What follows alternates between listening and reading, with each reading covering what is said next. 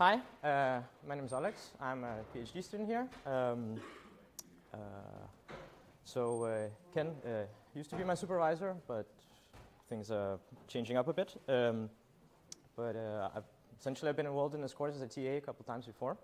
Well, today I'm going to tell you a little bit about monadic parsing. I'll also tell you a bit about testing and sort of what that means in terms of, or what we expect you to do in your assignments, perhaps, and sort of give you some starting points for how you can test your Haskell programs a little bit better. I'll introduce monadic parsing today, and then we'll dive into more details on Thursday. Before I do that, so one thing is, you might be wondering why I have this thing on, and it's because I'm recording this as a screencast, and if it turns out okay, I'll put it up somewhere for you to look back on. So that's sort of like an extra thing besides my slides. So that's one thing. The other thing is assignments. I heard that the canteen this Sunday was a bit of a hell's kitchen.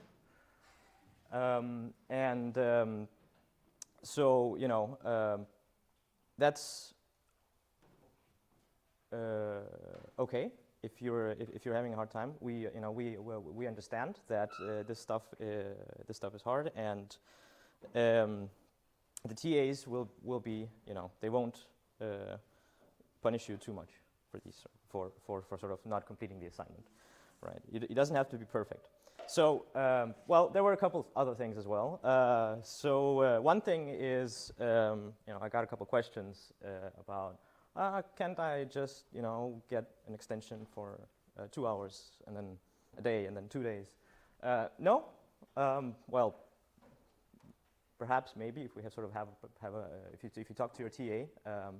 But just submit what you have, and the worst thing that can happen is it's going to be a resubmission.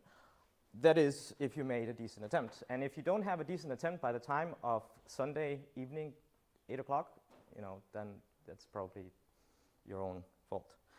So submit what you have, and don't be too worried about it. You'll be fine.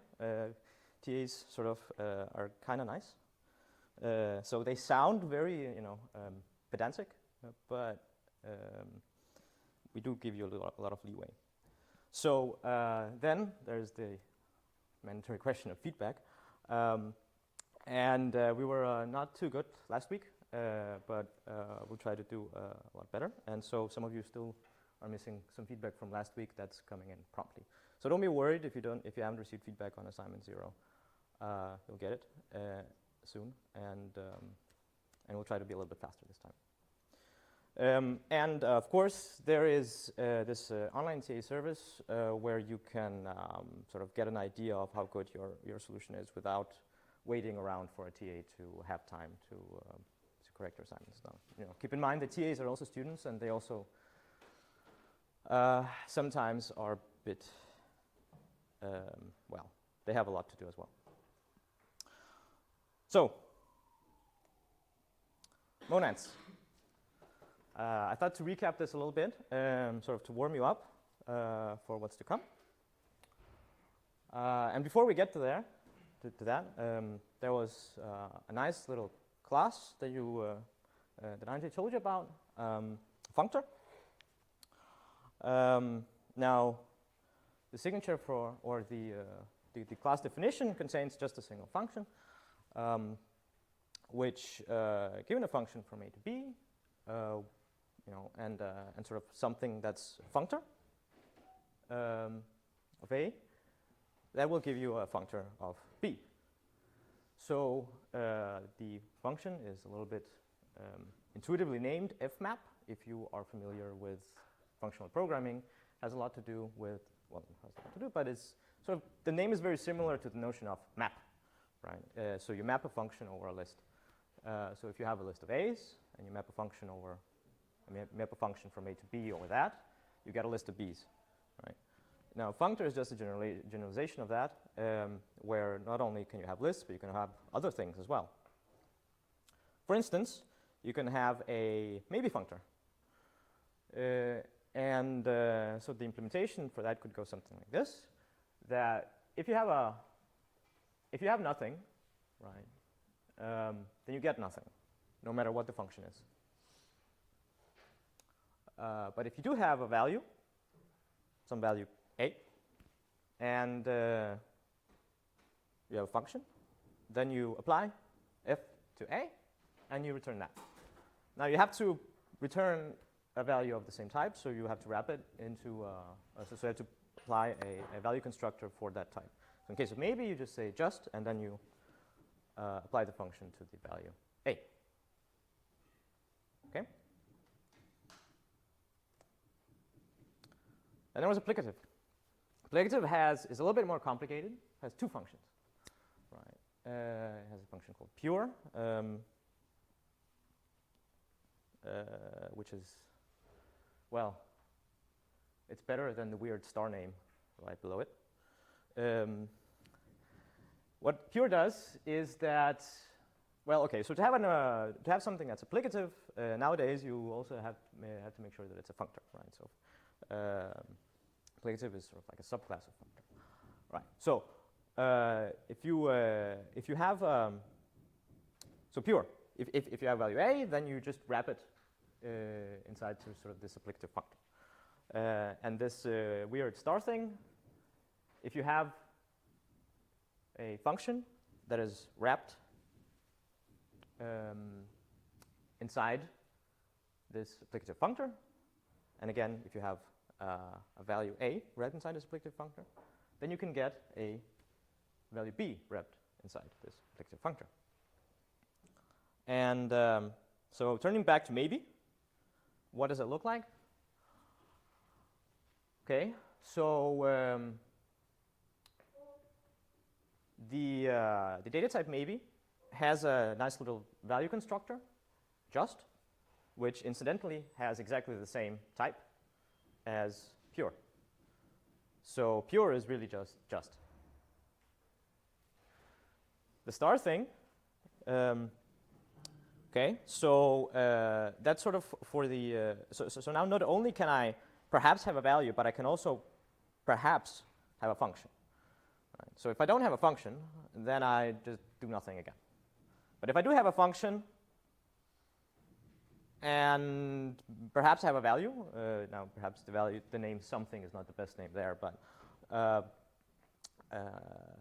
have something, then I can use my fmap from before to apply that function onto that something, right? And then inside the fmap, I'll actually inspect the something, whether it's a nothing or a just.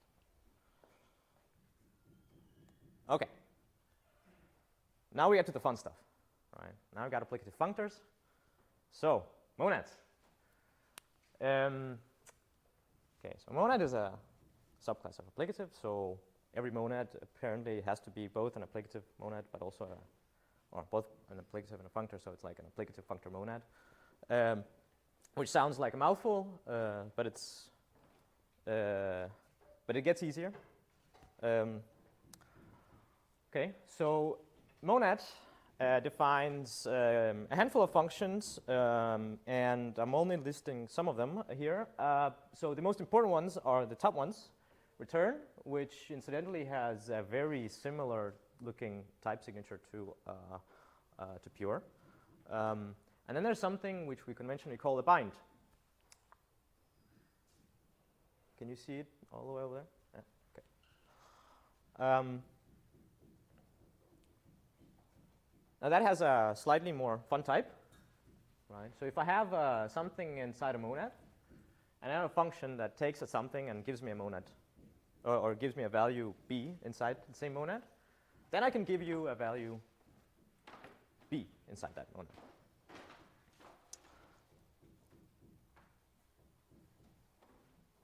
So then there are a couple default definitions of functions which I haven't listed here, but I have listed one of them called fail, which is a bit of a funny thing to put into a type class. in Haskell because the default definition is that, well, so I suppose the intended use of fail is that you can fail with an error message. That's why it has a type from going from string, and it gives you a monad or monadic value. But the default definition is to just use the partial function error, which just yields an exception. So it's a good idea sometimes to override what fail does. So let's try to do this for maybe. So I was a little bit more verbose on this slide, right? I actually put in the arguments, but it's the same as the definition of pure. Return is just. Bind is a bit more interesting. So if I'm so I have a value on the left-hand side, which is a monadic value, and so that can be, since this is a maybe, that can be either a just or nothing. And if it's a just a, and I have a function going from a to maybe b, so that's f, and I just apply f to a, right? So supposedly, when I apply f to a, I get a maybe b, and so I can return that. Now, if I have a nothing, then I can't really apply the function to anything. Hence, I do nothing. And fail probably makes sense in the case of maybe, right?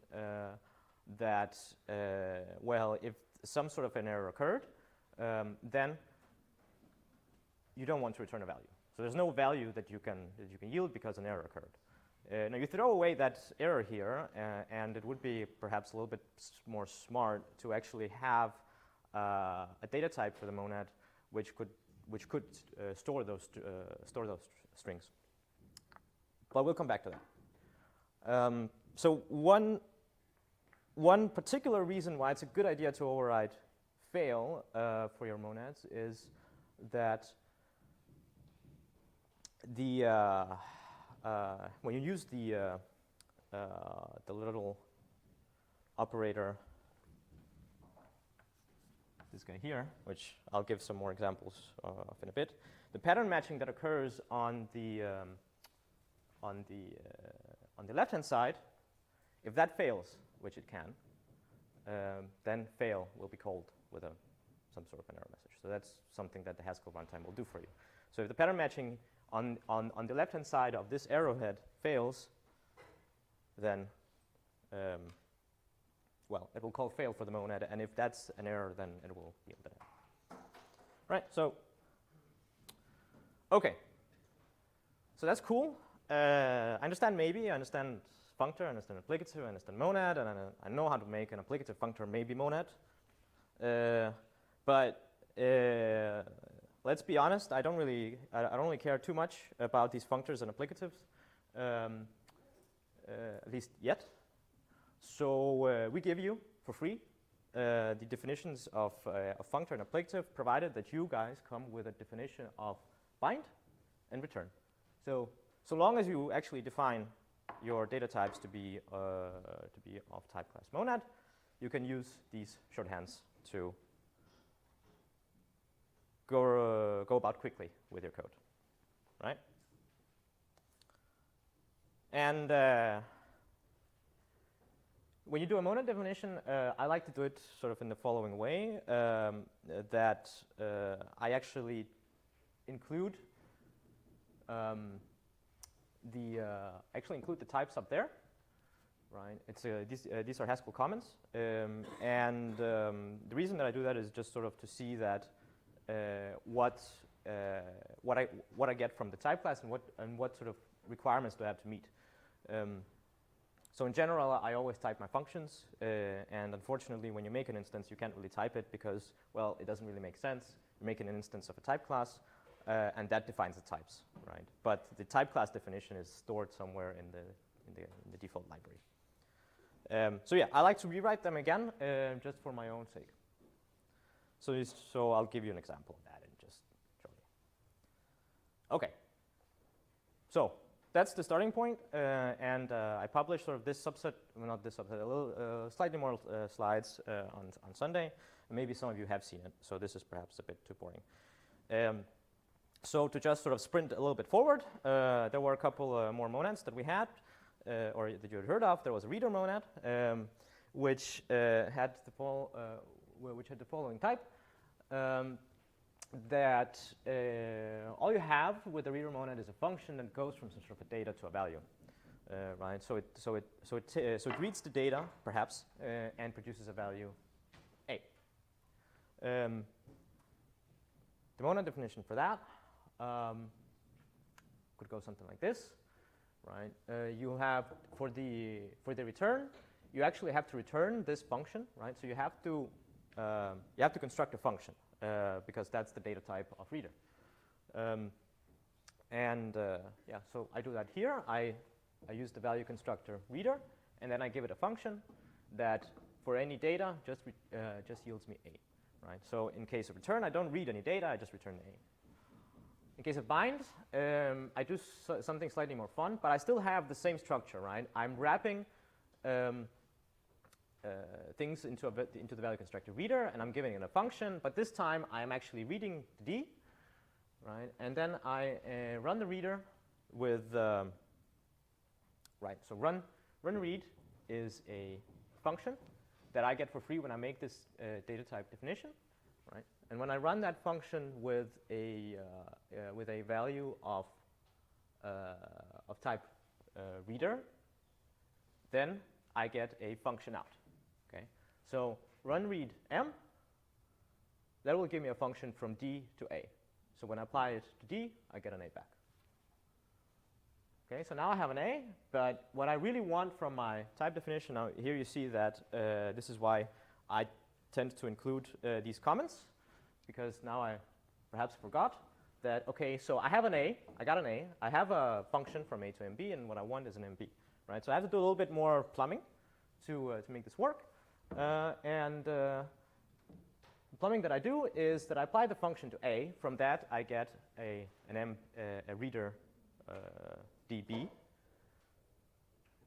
Now, when I say run read on that, I get a function from D to B.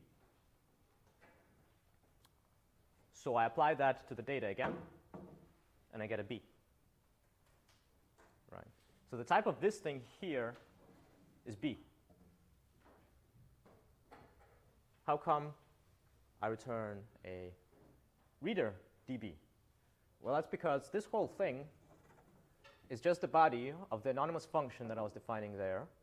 And that anonymous function is then wrapped around with a reader, which incidentally gives me a reader DB. Okay? So that was a bit slow, and I won't go as slow about the writer and the state. I'll just tell you the type, because there are more fun things to do here.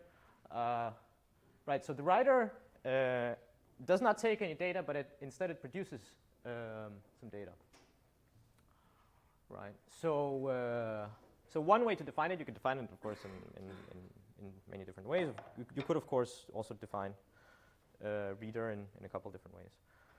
But yeah, so one way is to just return a tuple with the value and some sort of a log or a state.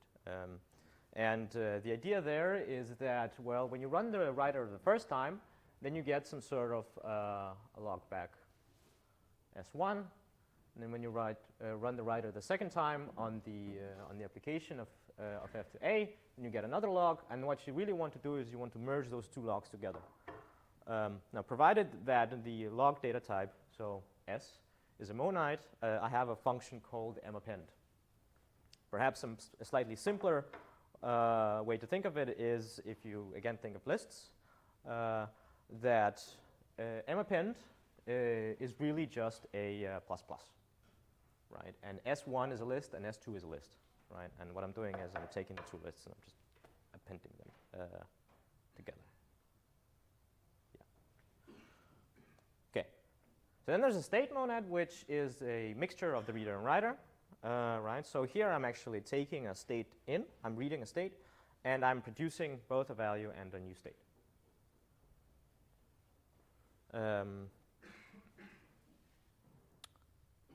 Now, the difference between the writer monad and the state monad in terms of the sort of the overall definition is that the S1 and S2 no longer are merged, I just return the final state. Now, I could be interested in merging some of those things. So there are, or there will be variations of the reader, writer, and state monad that you'll have to do throughout the course. And some of them may involve more complicated types, or not involve, but they will involve more complicated types sort of around this part here.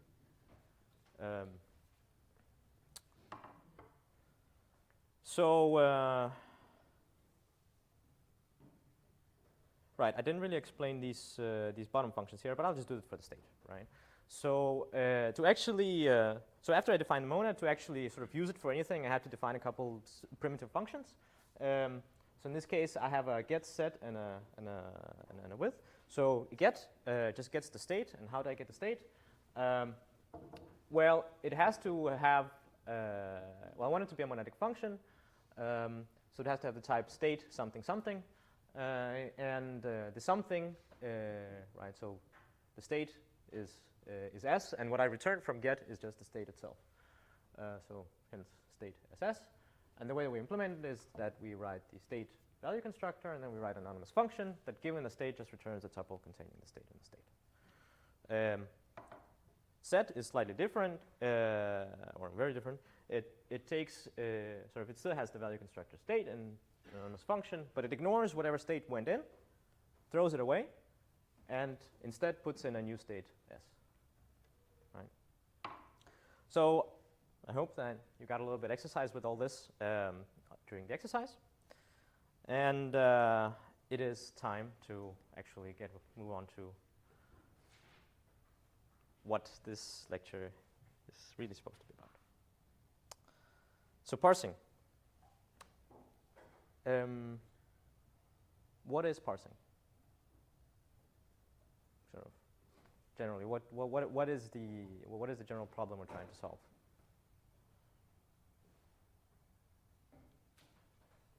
Yeah. I guess very generally speaking, it's about reading a string of text and using that to construct some data structure. Yes, exactly. Somehow we want to go from a string to a sort of arbitrarily complicated data structure that we use to represent our program. And the reason that we do that is because it's much easier to work with data structures than it is to work with strings, although Perl programmers would disagree.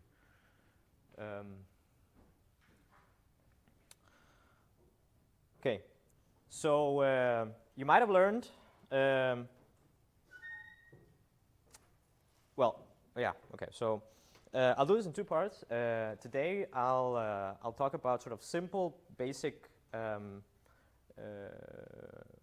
simple and basic parsing with monads, and next time I'll talk more about actual, real sort of grammars and parsing grammars and how to handle associativity and these sort of things.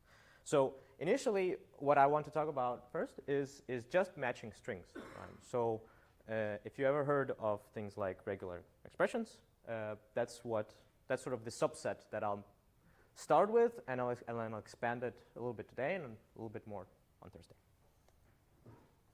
So I mentioned regular expressions, so you might have had a compiler's course. I actually kind of presume that you have, but we do try to give you the material that you need to get up to speed, even if you hadn't had the course. But those of you who have had a course on sort of compiler construction, you might have heard that there's something called regular languages, there's something called context-free languages, and something called context-sensitive languages. And you were told, you know, use Lex for the regular languages. Right? There's this really nice, theoretically well-founded tool called Lex, and all you have to do is type in your regular expression, and off you go. Right? For the context-free parts, you could use a tool called Yak. Now it could do some context-sensitive things, but it wasn't really that flexible. But yeah, you could take your grammar for the language. You could put it into Yak, and it more or less gave you what you wanted. You got some shift-reduce conflicts, and you were really confused about what that meant. But it worked, right? And then if you really want something, some sort of a complicated context-sensitive thing, then you were never told what to use, right? So if you ever tried to write a sort of a nice user-friendly compiler in your free time, you might have sort of just said, I want this really nice context-sensitive feature, but Lex and Yak don't really let me do this. I feel that they are sort of limiting me in what I can do. And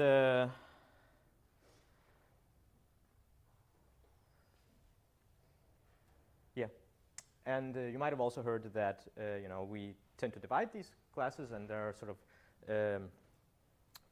very strict boundaries between the regular languages and context-free languages and context-sensitive languages.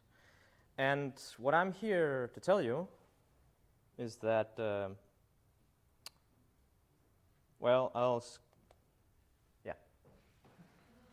that's the conclusion. Now, what does it look like? You know most of this stuff already, right? So all you need is a monad for parsing. You know how to write a monad. Here's the type class definition, just sort of to refresh your memory from 10 minutes ago. And there are a couple of monadic laws that you want to adhere to, but it's not sort of required for you to actually prove that your code adheres to them, right? So I think, so the assignment last week asked you to sort of argue that that you met the monadic laws. And what we really ask you to think about is just to sort of think about it and give an argument. It doesn't have to be a formal proof, right? So keep the monadic laws in mind, but don't take them as law, because the real message here is that this, So regular languages. These are the languages that can be parsed by, or that can be matched by a regular expression, right? So this is the core, sort of the first essential class of languages that you want to handle, right? And so I'll use a bit of notation, or very. I hope that my notation is classic for the regular expressions, but. One thing that's not exactly classic is that I'm using these sort of Perl-style delimiters for the regular expressions. So these are all regular expressions. And I've tried to give them some sort of sensible names. But the idea with regular expressions is that, you have an expression which sort of describes what sort of input you would like to accept. So in the case of chars, in the very top case, what this exemplifies is that if you want to parse a particular character, you just type that character into your regular expression, right? So if you want to parse only A, then you type in A. Now, incidentally, this does not necessarily mean that the whole string is just an A. For that, there are special characters as well. That you can delimit the end, the start of a string. You could specify the end of the string. So if I really want to just match the string A, I have to specify those. But we'll come back to that. Okay, so I can type in characters verbatim, and that's what that's what I mean that I expect. Now I can sequence those characters. So if I want to have a string of characters, say AB, or like I don't know, Haskell, right? I just type in Haskell, and that's what I'll match. But I will also be capable of matching things, sort of matching strings that only contain that given string. Okay. Now there are also some examples of what doesn't match, right? So the empty string does not contain the string AB, and likewise the empty string does not contain the string A. Then there are character classes. So these are sort of dependent a little bit on your ASCII table and dependent a little bit on sort of the actual regular expression library that you're using. But the essential idea is that you have some sort of character code, say A, and you have a character B, and perhaps the better example would be A to Z, right? So I accept any character from A to Z. But I don't accept anything that's outside of that range. So in this case, I'm accepting everything from A to B, but I'm not accepting C. Then there's a wildcard, has a dot, and that will match anything, A, B, C, 0, 9, and anything in between. Then we have a choice operator, which says that I want to go, I want to parse either A or B, right? And then there's an option, so I can either have an A or not have an A. Now these quantifiers, sort of both option, many, and some, they can have arbitrary regular expressions. They can quantify over arbitrary regular expressions. So in case of option, it's either there or not there. In case of star, it's either not there or there's a number of those in there. In case of sum, there is at least one of those characters, and but not none, right? So in case of plus, I accept things like A, AA, and BB, and BB, BC, but I don't accept that empty string. Right? But in case of star, I accept everything, right? So dot star is sort of accept anything sort of thing. Okay, so that's a bit of a recap of what sort of things we can we can match with regular expressions. And so let's try to make a monad definition for and a couple functions for sort of matching these things. So I followed my advice, and okay,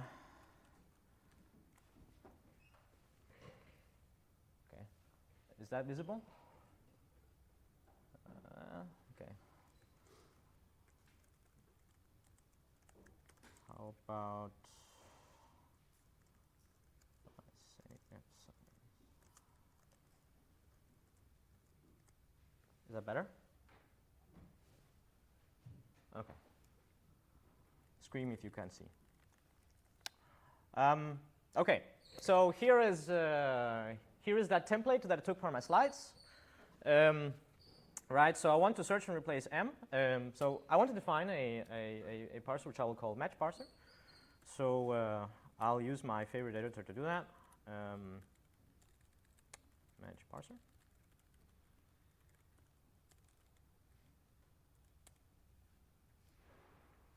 And I'll delete these comments because, well, I don't really need them anymore. Well, okay, I'll as I delete them, I'll actually do what they tell me to do.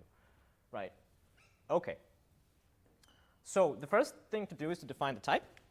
And so what I would like to do with this monad is that I'd like to sort of take in a string, and I want to go through it and see whether it matches a given regular expression. Right. So I want to go through it and look at it. Right. So what is that like? When I have some sort of input data, I'm just going through it character by character. What sort of monad is that? It's a reader, right? Okay, so let's do this here. So I'll have a run parser, and I'll have some sort of a string going in, right? And now I could just do this, right? Perhaps I can make do with a reader monad. All right. Any objections? Okay. So return. Well, that was match parser.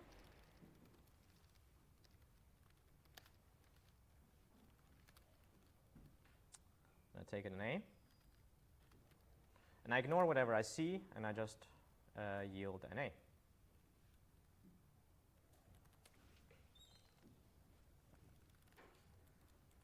What about bind?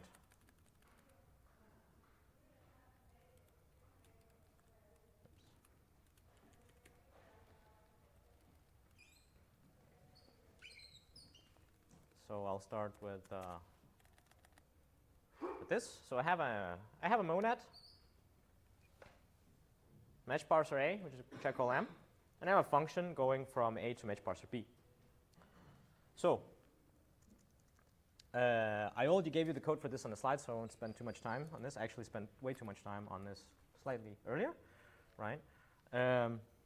So what do? We say match parser because we want to return a match parser value, and we'll need the string because we want to read it.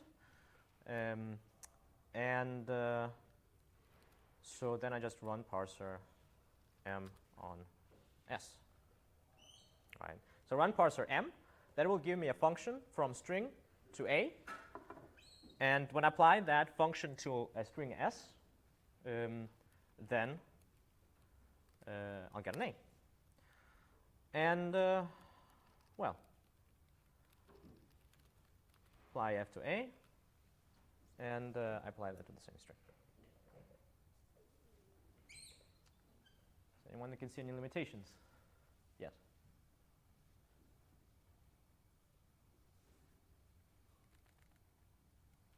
Guess not.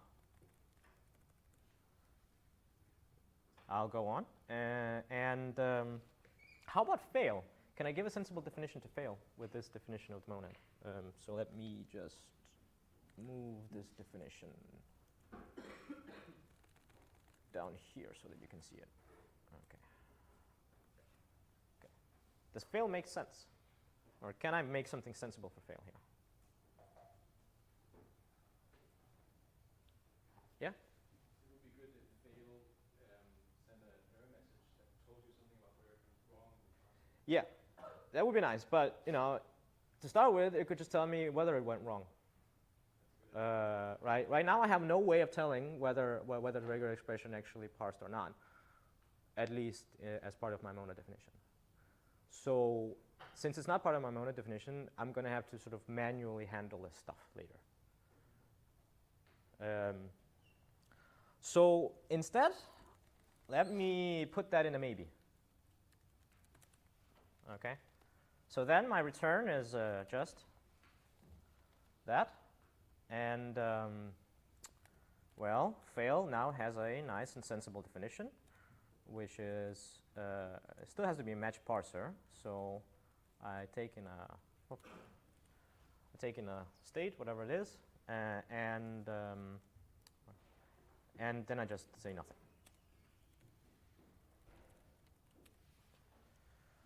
Will this compile? No. Yeah, well, yeah. That aside. We can try. So that was 30, that's what I want. Okay. Oops. Okay. Now I have learned the long and complicated command of how to start up GHC with stack. I hope you're not too confused when I do that. Anyway, so here is a match parser. Try to load it, and it tells me, right,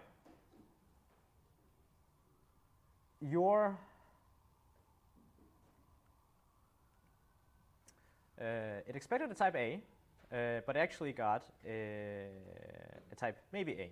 And where this happened was on line 32, when I say, when I give it as an argument,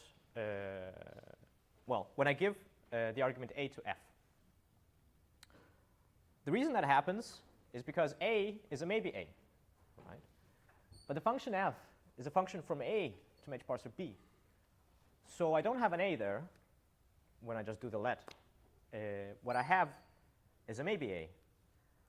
And what I want to do is I want to unpack it, see whether there is an A or not, right? So this thing here, run parser ms, really gives me a maybe A. Okay?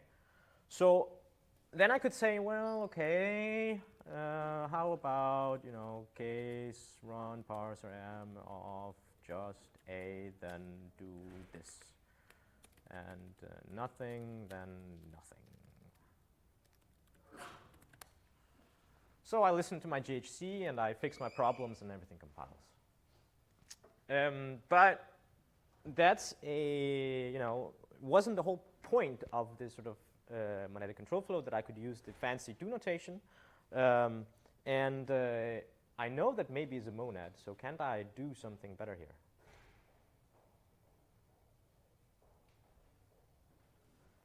Because, this thing, it's quite redundant. Okay, well, I'll do something there, and bind what? So I can get the A like this. Is that what you're saying? Yeah. Exactly. And then I can just do this. Ah. That makes sense, I think. So does GHC. It also thinks it makes sense. Okay. So let me just.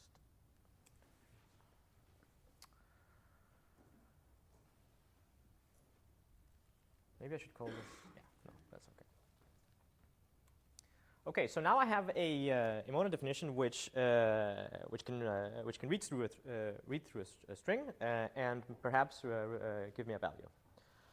So one thing that I could one thing that I could start with is a character, right? So I want to match whether there is a particular character at the start of the string. So for that, I will need to, well, I want to have something like this. So function called match parser. Now, what's the value that it should return? I could start by saying something like this, because I don't really care whether it returns a value. I just want to make sure that there is that thing on the string, right?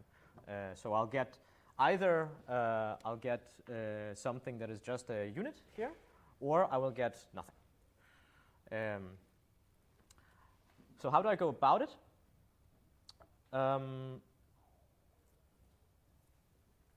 Right, and there's also the mandatory that I have to match this against some sort of a character. So char is a function that takes in a char and gives me a parser which will ensure that that character is actually the first character in the string.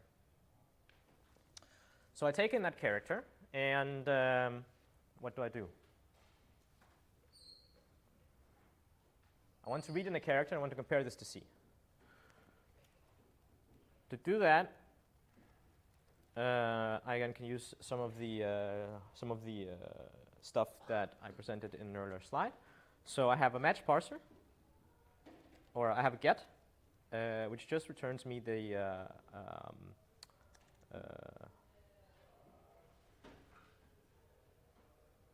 well, it can return me the string.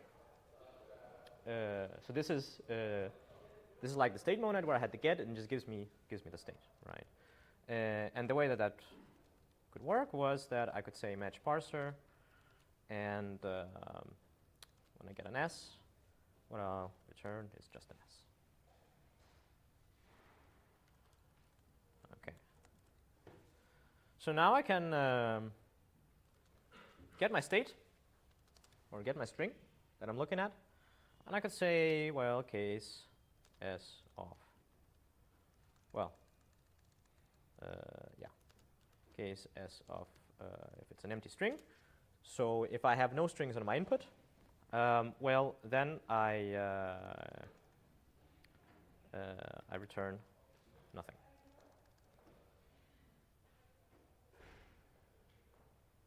Well, I want to fail, right, somehow. Can I return nothing? Not really.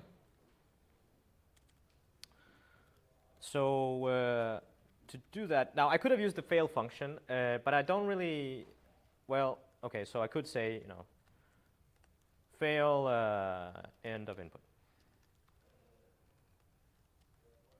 But my monad will ignore the string and just turn this into a nothing. So perhaps what I really want is something a little bit more honest at what it does. So fail takes in a string and throws it away. But I'll define a reject, which just has this type. And what it will do is give me a, well, given anything, it will just say nothing. Right? So this is like a fail, except that it doesn't actually take in any parameters that it throws away, except the string itself. Okay, so now I can use reject here. And if I actually have some sort of a character, so I have to be a little bit careful, call this something like C prime. If I actually have a character on my input, then I can compare these. So if C is the same as C prime, then, well, succeed. Could have defined reject and success, but here's a success. And else I'll reject. So let's just make sure that everything is fine. Seems like it is. Now, how to actually test this? I'll need a function, or I want a function called parse, to which I can give a string. And I can give it a match parser of anything. And what it will give me back is maybe that thing. Do I have a function that does that?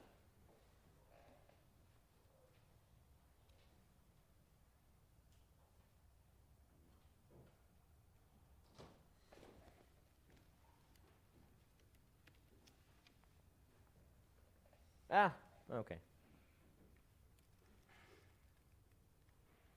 I'm fine with doing it the other way around.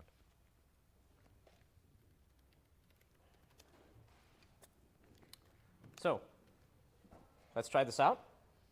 First, I have to give it a parser. So here's an A, and here's a string. Oh, reload the module. Okay. How about if I give it a B? How about if I give it an AB? B.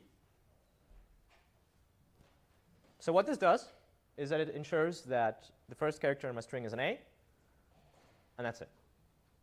And let's take a break until 18 past.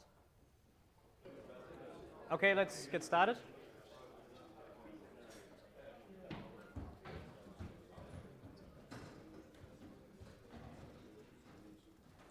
So we finished off with a parser char that could ensure that our string starts with a particular character.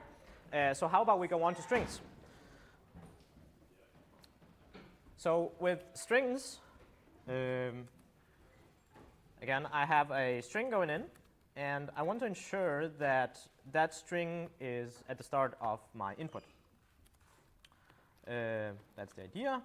And so if the string that I want to ensure is, well, nothing, in that case, I just want to succeed. So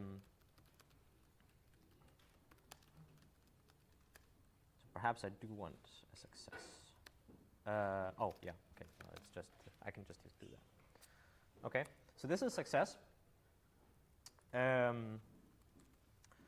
Now, if I actually have some sort of a character that I want to ensure, then I can use my char from above to ensure that that string starts with that character. And then I want to run string recursively on the remainder.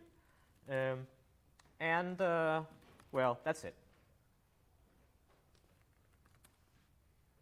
So let's try this out.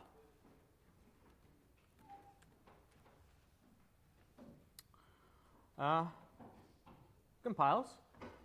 So if I say parse, and I want to ensure that my string starts with ABC, and I type in ABC.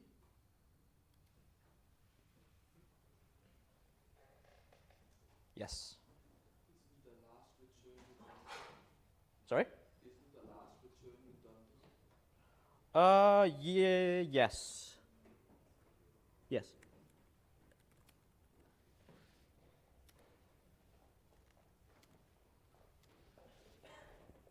but it doesn't solve my problem.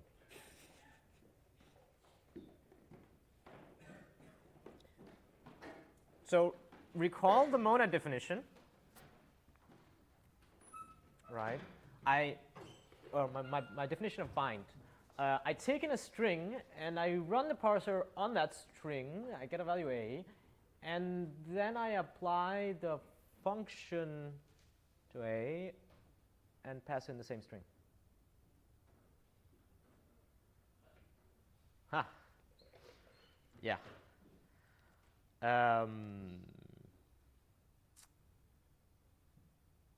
So this works. This works. Right. And this works. But I never actually progress through my string. Right. So first I say, okay, so if I throw in a string AB, then first I say char A, that works, if my input is AB. And then I say, okay, match char B on the string AB. Right. So we have to turn our, we have to make our mode a little bit more complicated.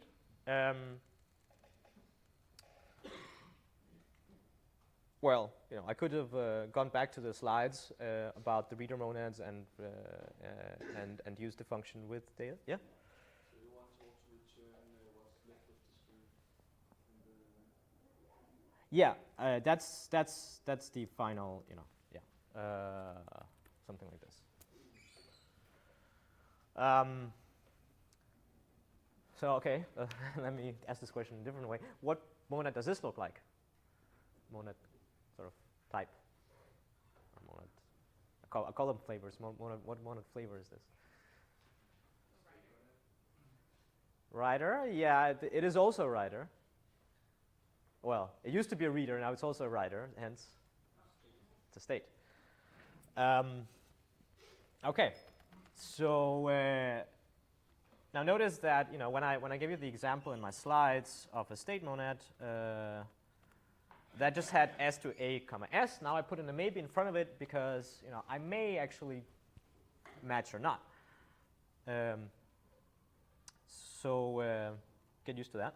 Oh, and one more thing, I mistakenly used data there. It's a really bad habit I have to always use data.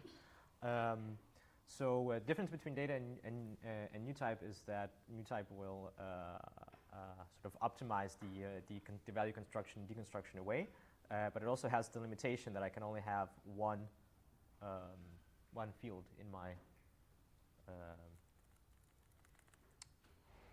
my record here. So I can only have a run parser or something. Can't really have a run parser and a, you know, run interpreter or something like that, if that's what you were going for. So perhaps using new type is the safer way. But in terms of runtime behavior, yeah, okay, so it doesn't compile. But in terms of runtime behavior, there's no difference between new type and data in this case. Okay, so now I have to fix my my return and my bind. So what about return? Now I have to put in a comma something. What can I put in there?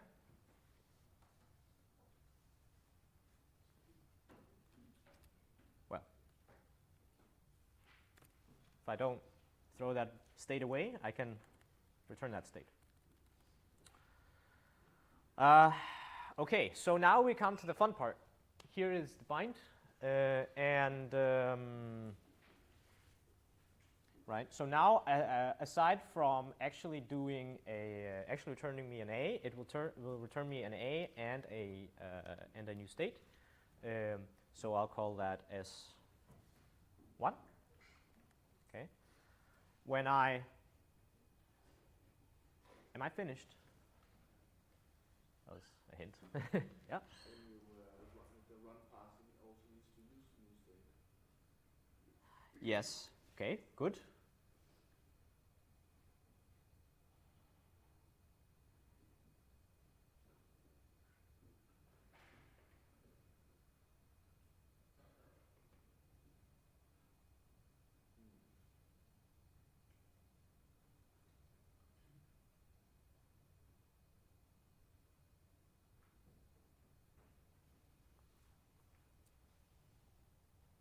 let's try it. See what happens. Okay.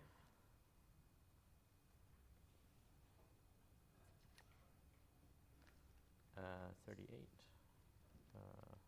Wait, did I save it?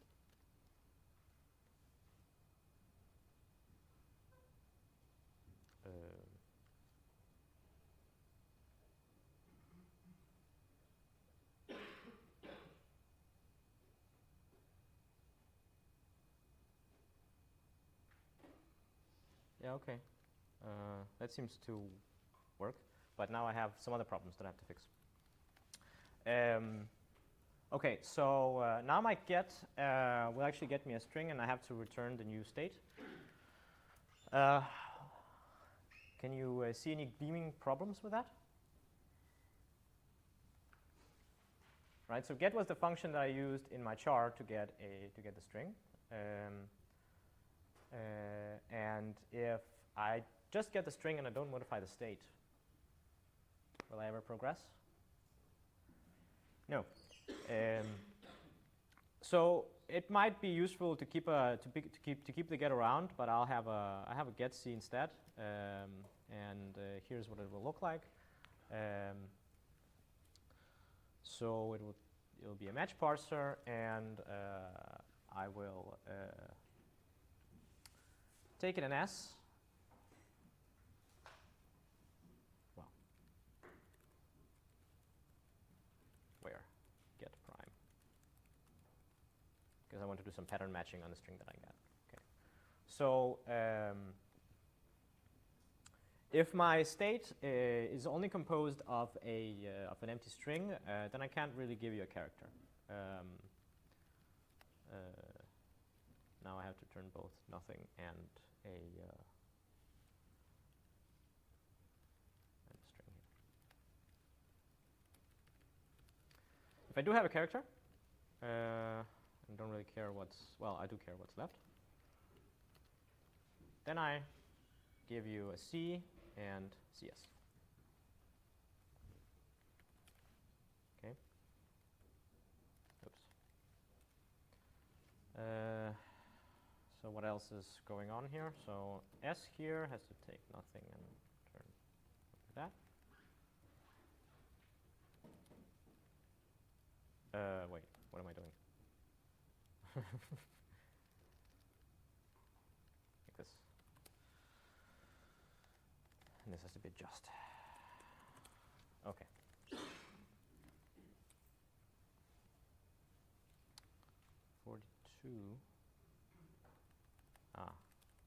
I'm not. Equals. I'm using the case expression syntax, yes.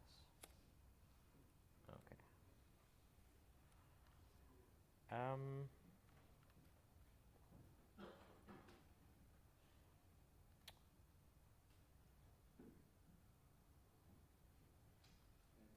And finally, I have to fix my run parser, because now it doesn't just return me a maybe A, but also a maybe A comes.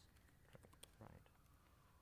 So find but not used S, and that will be on line 47. Yeah, didn't need that really. Okay.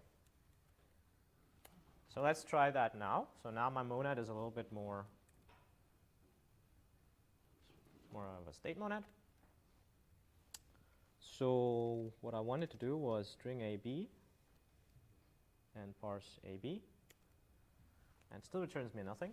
So the fact that Haskell said that everything's fine with the types, and I thought that my type was quite smart, I still didn't really get the behavior that I wanted. And that's because although the types match, I still have to use not get here, but the get C thing that I had defined before. Right, now notice that I also do not have to have the whole case construction here, because get C will take care of that. And to convince you, well, I won't convince you. I wanted to use reject up there, but it's going to get more complicated than anything. Yes, and I need to be a little bit more like, yeah. Here we go. That makes sense, right? So I use my get C to get a C prime. And if there is no character, then my getC will actually fail for me. So now I just do this. It works. So ABC, and if I A, B, C, D, E, F, right, it gives me the remainder there. And if I type in something that doesn't make sense compared to my regular expression, then it doesn't match that.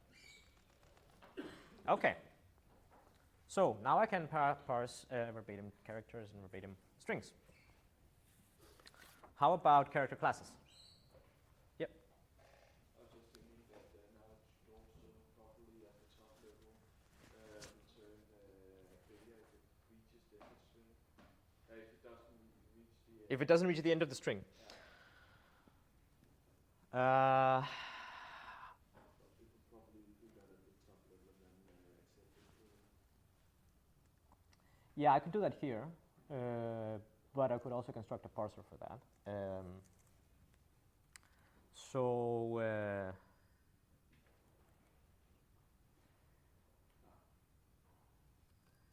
EOF will be a parser that takes a look at what I have on my input. I'll do the EOF prime here again, and I'll use the same syntax here, EOF prime. And if it's the empty string, then I return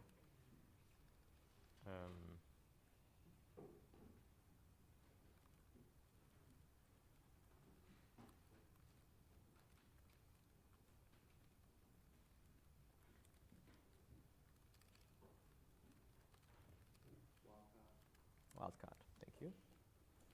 Nothing. So let's see if that. Sorry. Yeah, I need a just in front of this. Yeah.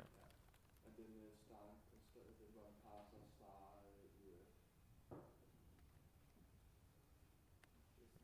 Well, so now I have this little parser here, and I had a parser called string, and what I want to ensure is that after I'm done, then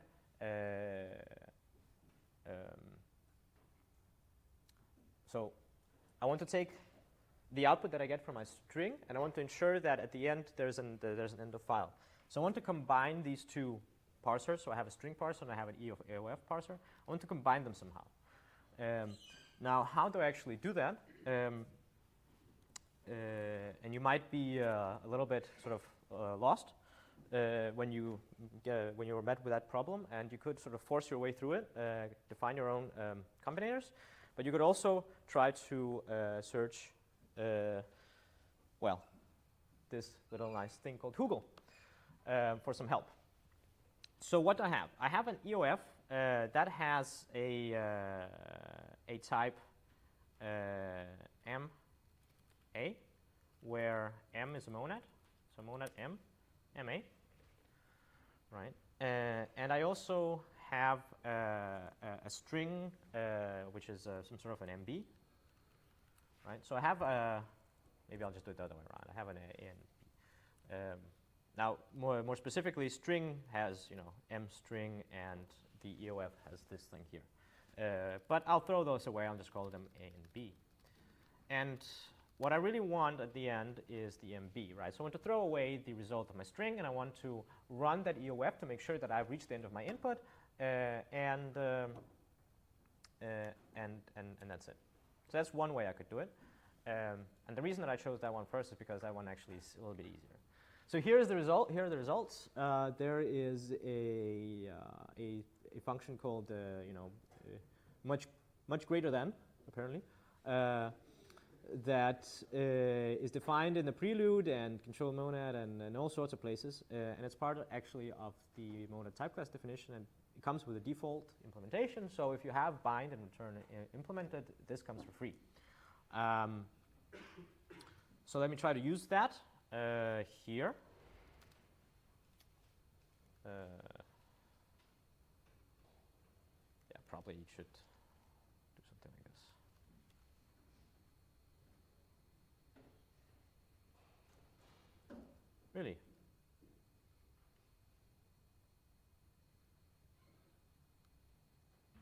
instance. Oh, yeah, that's because I forgot to put in the string. Okay, so now if I type in ABC, it will tell me no. Now, unfortunately, or perhaps fortunately, it doesn't really give me the remainder of the input. But in this case, I actually don't care, right? Because I know that the end of the input is nothing if my last parser is EOF. But let's move on, and EOF was a nice thing, but I want character classes, right? I want to say something like, if I have an A or a B, then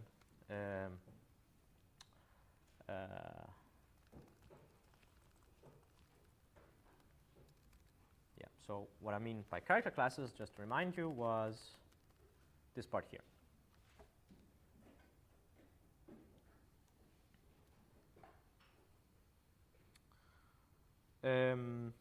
So this one is somewhat easy. So I have I'll have a list of characters which I'll give you, and I want you to match it. Match parser. Right.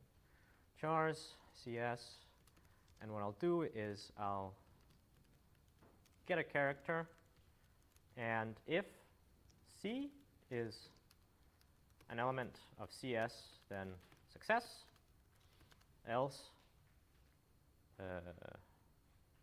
reject.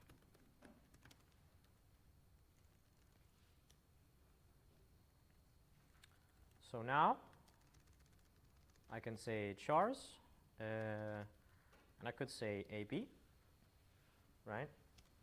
That tells me, yeah, I could parse in an A, and what's left on the input is a B. If I have a BB on the input, it tells me, yeah, that's great, and I have a B left as well. Now, how about doing things like A to Z? Do I really have to type out A, B, C, D, E, F, G? And no, Haskell has a couple nice, has a bit of nice syntactic sugar for creating lists. That A.Z will actually create me the characters from A to Z. So here we are. That's character classes. Easy. Wildcard. Now, that's a wild one. Match parser something.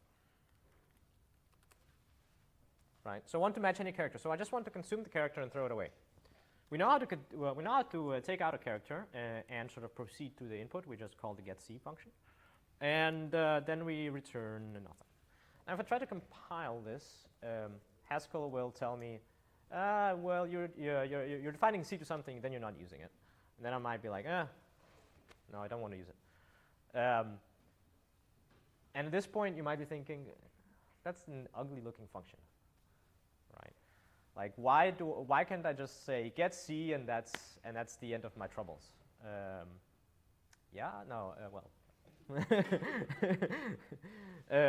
So I'll try to use Hugel for this again. Okay. What I have is a function from. So I have my getC. That's so that's get character, right? And what I want is this, right? So I want to give you a parser that yielded character, and I want you to throw that character away. So perhaps a little bit more abstractly, and it doesn't really tell me anything. But what else is my match parser an instance of?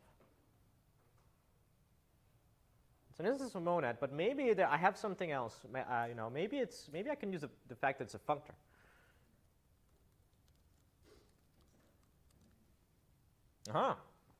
Turns out I can. So functor has or for functors, there's a function called void defined and controlled by monad, which can take in that functor and throw out the value. So to use that function, I import control.monad, and I import void, like so. So now my wild combinator is called void get C.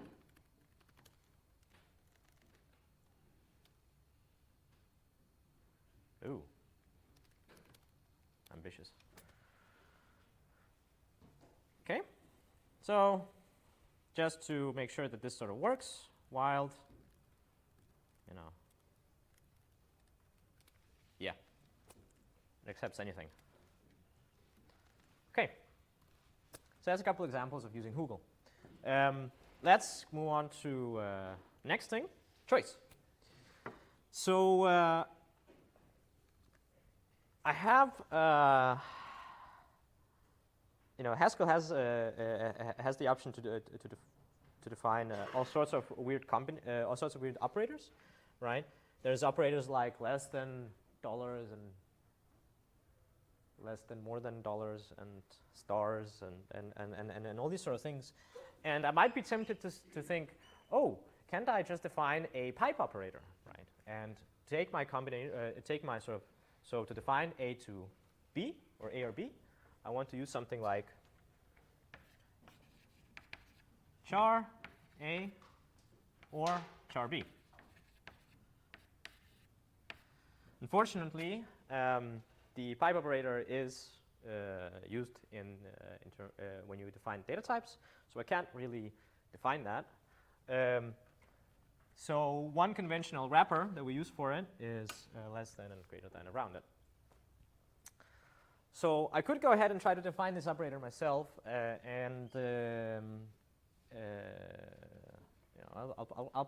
could probably do it, but there is another type class which is a little bit interesting, called alternative. So alternative has initially two functions, so one of them is just gives you something of a something wrapped in that data type, right? Or gives you anything wrapped in that data type. And so we can't really put anything into that. That's why it's also called empty. It's sort of like well, I have to have some sort of notion of representing an empty value.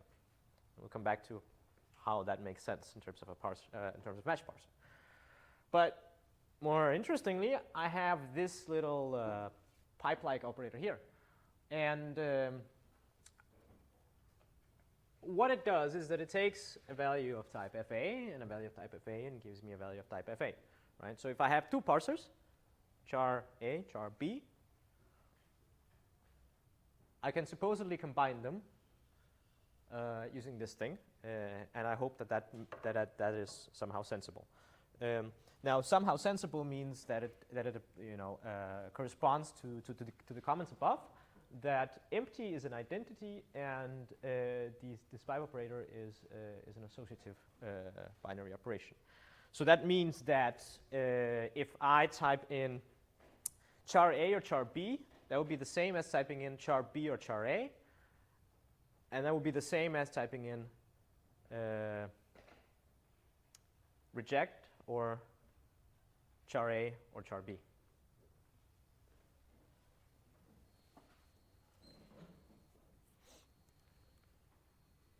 Right? Because either I reject or I see a char A or I see a char B. And hence empty, I don't necessarily have to reject, right? I can take a char A and char B. Now there are a couple other functions in here which will make it easy. So all I have to do is define these two functions, and what I get for free are something that is very useful when it comes to regular expressions. So one or more or zero or more. So I have a star and I have a plus, or plus and star in that order, right? So what does the definition look like? Maybe I'll just do it instead of showing you a complicated slide. So control.applicative. that has an alternative, and that has the operator this, function empty, function many, function sum. Well, Haskell is going to give me warnings unless I actually use those functions, so I'll come back to adding them up there. Okay, so I import these guys, and let's try it. Okay, so what I want to do here, maybe just down here. Let me clear the screen completely. Okay, so I want to say that instance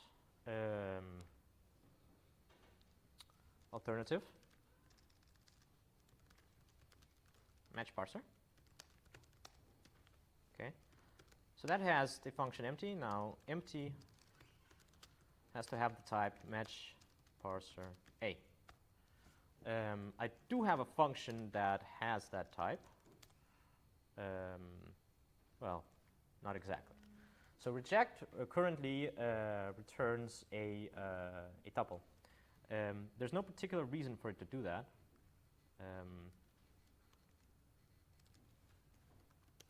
If I change the type and I reload the module. Yeah, okay. I haven't finished this guy here. So let me comment that out. 5. Oh. Is this not the way to do it? Is this better? Yes. Okay. Well, it also complains about that it's redundant.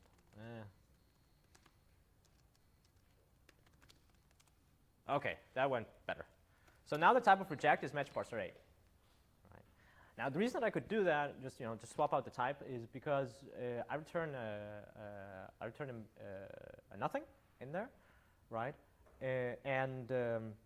Well, nothing can be nothing for any A, right? It doesn't have to be a nothing for a open close parentheses. Okay, so now I have a function called match parser A, and I want a function called match parser A, so empty is just reject. It might not be the right sort of thing to do, just to try to match on the types, as you hopefully have seen by now, but I'll hope it works. Then I had this guy here, and that was a match parser A to, again, match parser A, and again to match parser A. What does it look like? Okay, so I call them P and I'll call them Q. I get these guys here, so just to use a nice little notation there. No need for parentheses. Okay.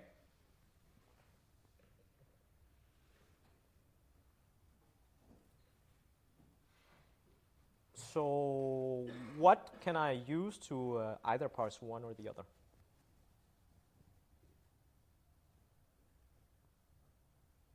So I could parse one, right? I have a P. I could go ahead and say, okay, start out with this, because I want to return a match parser, and so I'll start out with that. So that gives me an S, and I could say something like parse PS. Okay, so I could parse the first one, and then I could check whether that is just something or nothing, and I could parse Q, and I could check whether that is just something or nothing, and then I could do something. But that seems unmonadic, doesn't it?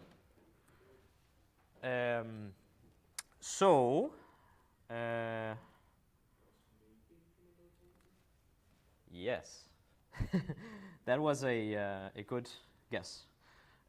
So to illustrate that, let me just import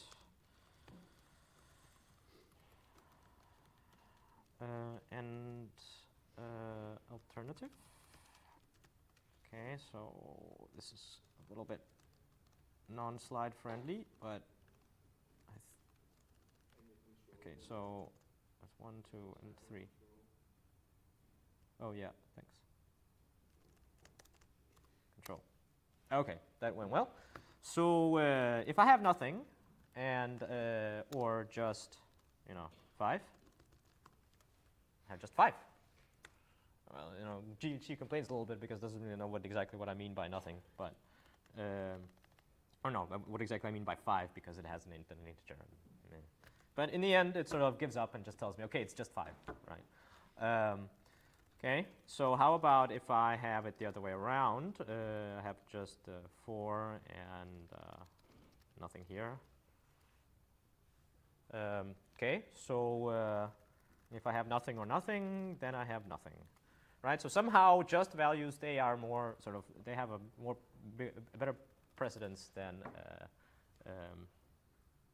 just, well, the just values are sort of seem more important than nothing values. And how about if I have it just 4 and just 5? Well, it just returns me the first one, right? So it doesn't really bother going through the rest. In the case of regular expressions, I'm actually okay with that, right? That it just, if the first one matches, I don't need to go through the other one. So I'm okay with this sort of short circuiting. Okay, so parse PS, that gives me a maybe. And what I'll do is I'll just use the maybe thing, and I'll just use the fact that maybe is an instance of alternative, and I'll parse QS. Okay. Let's restart this thing and load in the match parser. That seems to be working. Okay. Okay. So now I can supposedly say char A or char B. So char A or char B, and string. So if it starts with an A or a B, it accepts. If it starts with something else, it fails. Yeah?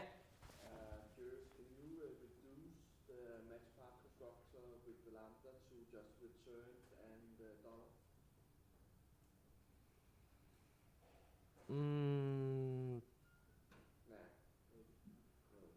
No.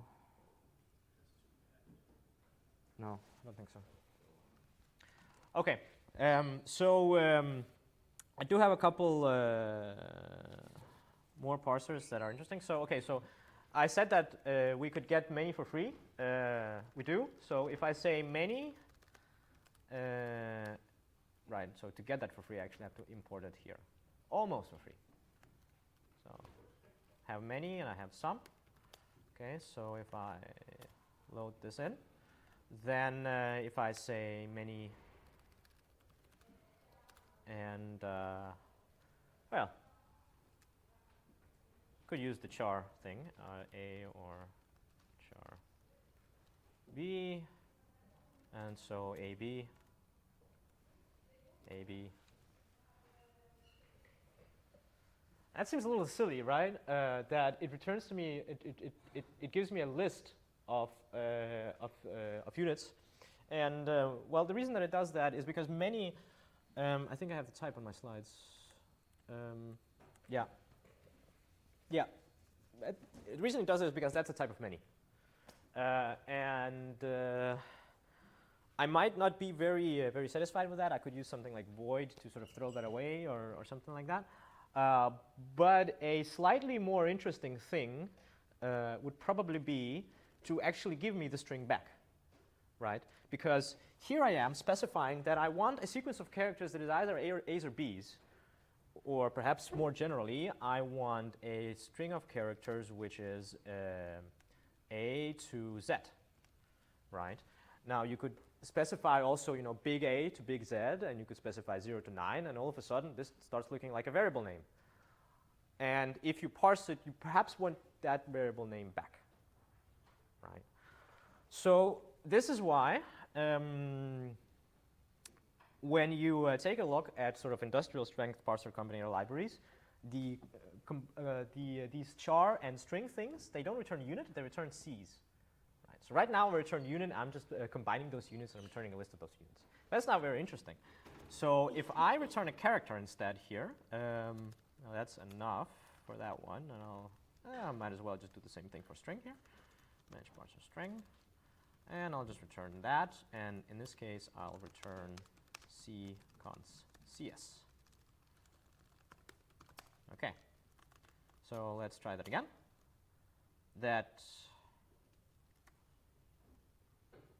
Oh, it's complaining that I'm throwing away my results, but I now have a nice function for throwing away my results. Yeah, okay, so it's complaining that some and many are redundant because I don't really have sort of definitions in my library that make use of them, but that's because I want to use it in the interpreter out here. Okay, so now when I do that, I actually get the variable back. So let's say chars to sort of bring that point home. We have A to Z, and I could type in hello. Yeah, okay. Bring that point home, huh? String.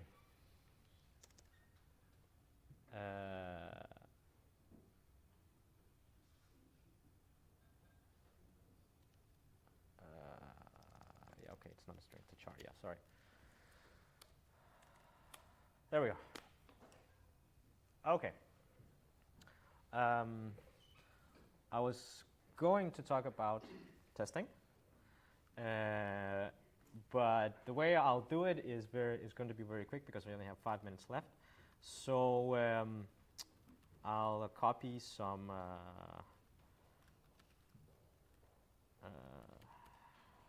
I'll copy my tests here.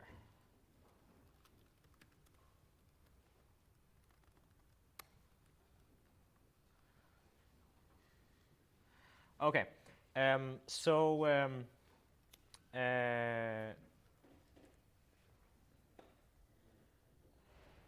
the assignments, we asked you to do some testing and sort of to, well, you should test your code in general because the fact that it type checks with GHCVAll is not, that doesn't mean that it works. And so to make a sound assessment of your code, you should write some tests and you should provide a way for us to run those tests. So something that I'll talk a lot more about next time, apparently, is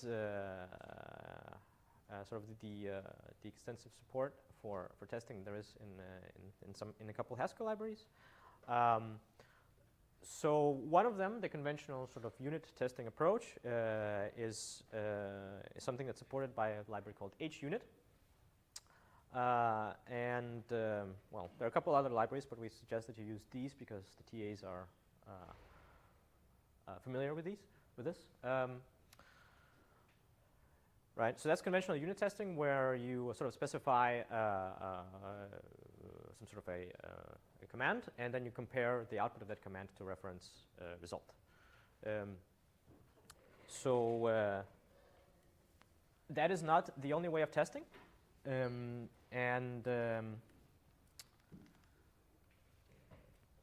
There is a extensive support in Haskell for something for an approach to testing called property-based testing, and I'll give you an example, quick example now, and I'll talk more about it next time. Because testing a parser combinator library is a bit cumbersome. It's more interesting to test an actual language implementation. So that's what we'll do next time. But the idea is that we have that what we're really testing when we're testing is whether our code sort of meets particular properties. So some properties that are obvious but probably not worth testing is like the monadic laws, right? Does my monad implementation actually adhere to the monadic laws? And doing that can be quite cumbersome when you just have a conventional unit testing library at your disposal. When you try to do it, what you end up doing is writing a bunch of generators, sort of generating data and sort of putting that into something that looks like actually a little bit like a mathematical property, and then you let it run. But there must be a library for that sort of stuff, and there typically is in languages like Haskell and Erlang, at least, and that is quick check. So that's why I have here, well, okay, I use small check, but I can use quick check here. And there's a wrapper around these called Tasty, sort of which allows you to do both unit testing and property-based testing. So let's start with an example of a unit test.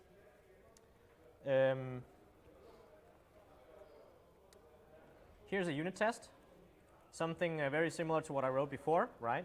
I want to have chars. Right. So it's structured in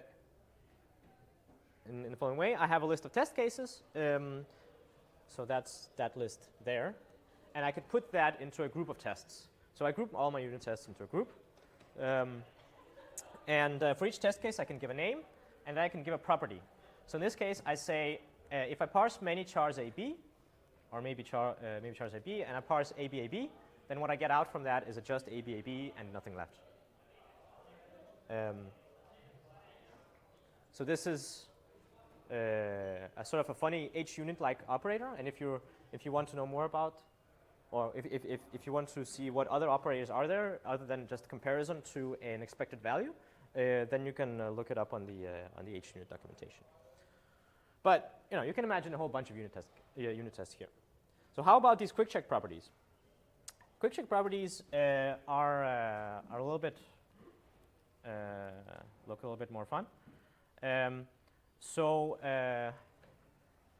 Well, the organization is the same. I still have a list of things, and I still put them in a test group, and I call it properties.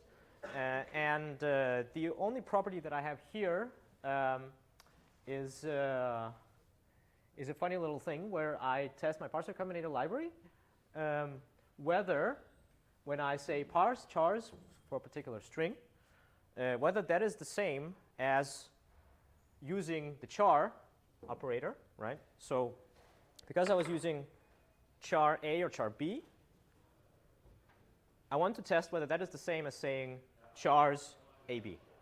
Right? These are two different combinators, and I want to test whether they actually give me the same value. So that's essentially what I write. I say if I parse chars S, and I take my S and I map char over that, so I get a list of parser combinators. And if I fold this alternative over that list of parser combinators, starting with empty, so that means that I construct this sort of sequence of char this or char that or char that. I construct that sequence with the fold. So if I parse that, and if I use the same input, then these two guys, right, so parse char S and parse fold blah, blah, are equal. And turns out that when I just specify a function like this, where I just say I want some sort of a string S and I want some sort of a string V, then quick check at this stage of your sort of understanding of how quick check works can just generate the strings for me. So what does that look like? Let me use the really complicated stack way of doing things. Run Haskell tests HS. Here's what it tells me. It ran two sort of kinds of tests, some that are checked by quick check, and here is the string that I wrote, and it tells me that it had run 100 tests of this property, right? So it generated the values S and V, sort of random ones, 10 different times, 100 times, and it tested that property. And then it ran the unit test as well. So that looks nice and reproducible. And this is the sort of thing that we want you to hand in by the time of the exam. So you can might as well get started on using this tasty thing. And for now, I have not told you how to actually control the values that are generated by quick check, and that will be next time. Right? Because right now it's just generating a whole bunch of random values which don't necessarily make sense in terms of what I'm testing. Okay.